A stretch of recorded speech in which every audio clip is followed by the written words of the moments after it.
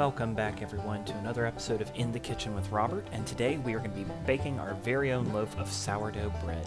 Now our prerequisite here is that you have sourdough starter, and if you don't have sourdough starter, go ahead and pause the video and follow the link I've posted in the description below. So to get things started, we're going to add 100 grams of our sourdough starter that has been fed. So you want to make sure that your starter is fed so that all the little yeasties in there are active and awake. Next, we will add in 250 grams of water, warm water, not hot, not boiling, but warm water. You will also notice that I'm doing everything by weight, and if you don't have a scale, you can get one of these on Amazon for about 10 bucks. I'll put a link to this in the comment section as well. Next, you're going to add in 8 grams of kosher salt, and lastly, we will add in 394 grams of white bread flour. If all you have on hand is all-purpose flour, that's okay, you can use that too, but bread flour is going to produce a better crumb, as they say, when it comes to bread making. Now, through the miracle of some editing here, as I finish adding in the flour, we're going to get to the mixing phase. Presto, changeo, look at that. Made by hand. Ah, I'm a pirate, yar! Yes, for this particular arrangement, you will want to grab the dough hook on your KitchenAid mixer. And don't worry, if you don't have a KitchenAid or any kind of a mixer, you can do this by hand. What's most important at this phase is that we are just combining the flour, the salt, the starter, and the water. And if you have a mixer, please feel free, you can knead it for a little while, but ultimately, this is a no-knead recipe, so you really don't have to knead it that much. The key here is that we want to get everything combined and make all the little particles get moist and wet, cover it with foil, and just let it sit for 4 hours. 4 hours. Now, midway through, at the 2-hour mark, you can come in and press down the dough. Actually, we're going to turn over the dough, not punch it down, Robert. Making sure that you wet your hands first, we're going to take the dough and turn it in over onto itself. So you're going to be scraping the sides and turning the dough up over on into itself. And, you know, honestly, I've done this forever. It's how I've always been told to do it. I haven't noticed much of a difference. You can skip this step at the 2-hour mark, but it certainly doesn't hurt to go ahead and do it. As you can hear my assistant Atticus in the background, go ahead and cover things back up with foil and let it sit for another 2 hours.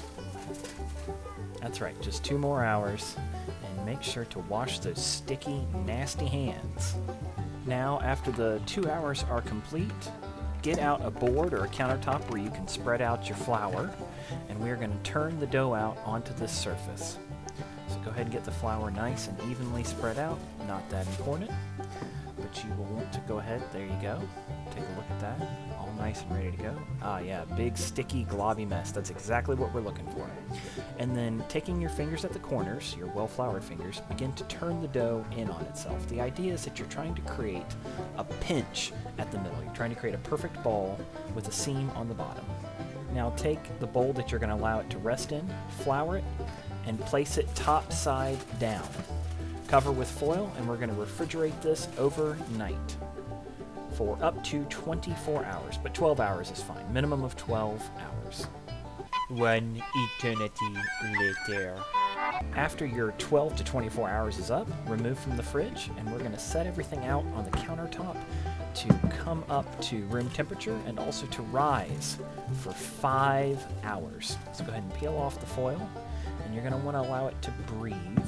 That'll just help it get up to room temperature quicker. And then remember to set a timer so that you don't forget. Okay, Google. Set a timer for 5 hours. 5 hours, starting now. Alright, now's as good a time as any to talk about what are you going to bake on. As you can see here, I have my handy dandy pizza stone.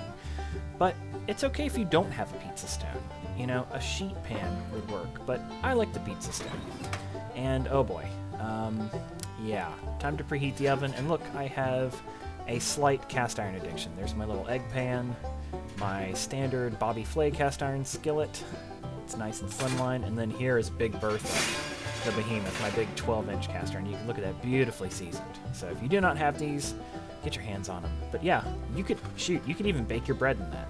Alright, so you place the pizza stone in the middle rack, And also, you're going to want to place another metal pan that can stand high heat, because we're going to be using it to create steam as we bake our loaf. Yeah, something nice, hard, and sturdy. Something you're not going to worry about picking up. You can see how torn up this one is.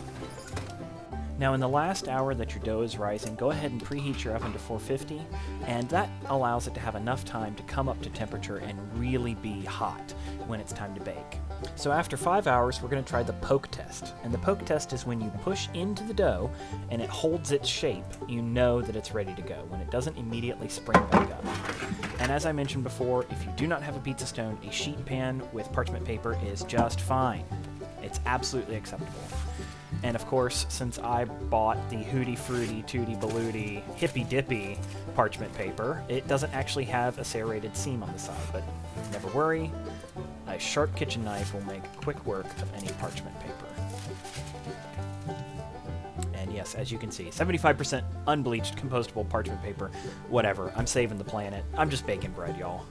So put a little flour on your dough, and look, you will see here, try and turn out my dough, thinking that it's ready to go, and I did not adequately flour my proofing bowl. So here we go, take two. As you can see, sometimes it sticks, sometimes it doesn't. But you know what? In the end, it turns into beautiful tasting bread. It doesn't have to be pretty. Remember, folks, any ugly food is just called artisanal. And artisanal food is delicious. So you can see here I place a little bit of flour on the outside.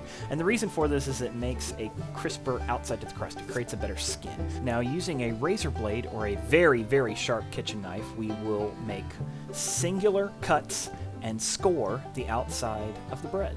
And what this is called is the ear of the loaf. And the design doesn't really matter, but what it does do is allow the steam to vent while you're cooking. And that is going to create a better looking and better tasting bread. After you have scored the loaf, go ahead and put a pot of water on the boil. And once it's come to temperature, we're going to go ahead and put in our loaf and add our water to our evaporation tray.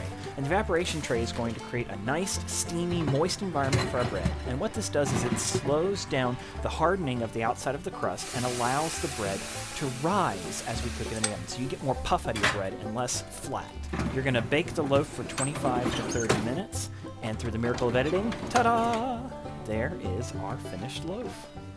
Now, if you're uncertain about if the bread is done or not, you can insert a thermometer, and you'll want to make sure that the bread has reached a temperature of at least 210 degrees. That will let you know that it is fully cooked and complete and beautiful and delicious. Now, do not touch this bread. I know you're going to want to. I know you're salivating at the idea, but do not touch it. Let it come to room temperature before you cut it like this. And go ahead and just use a nice bread knife. If you don't have a bread knife, I don't know, tear it off into hunks and shove it into your open, gaping maw. Look at that. Beautiful sourdough pockets of deliciousness that you can just fill with butter, and watch as I just mangle this butter as I'm trying to spread it out. And that is the importance of nice softened butter. This butter was not as soft as it should be.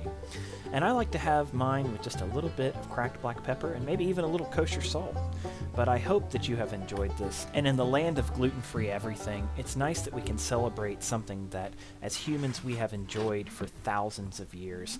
There's no reason why you shouldn't be able to do this, and I wish you luck in any bread endeavor you have. Bon appetit, my friends.